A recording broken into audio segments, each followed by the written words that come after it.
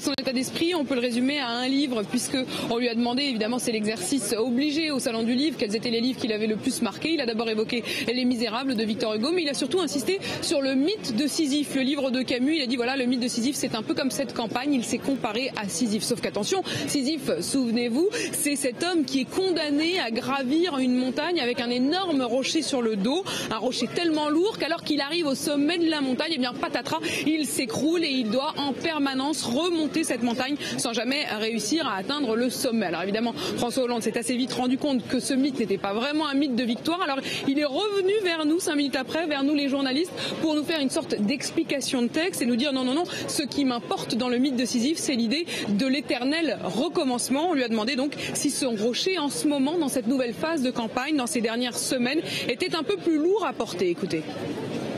J'ai été dans une campagne d'abord interne, puis après une campagne où le principal rival n'était pas encore engagé, il l'est depuis plusieurs semaines, et puis les Français vont faire leur choix. Donc le moment devient plus crucial. Je suis presque en haut. Presque en haut, c'est les derniers mètres qui sont souvent les plus essentiels, les plus décisifs pour arriver jusqu'à la victoire.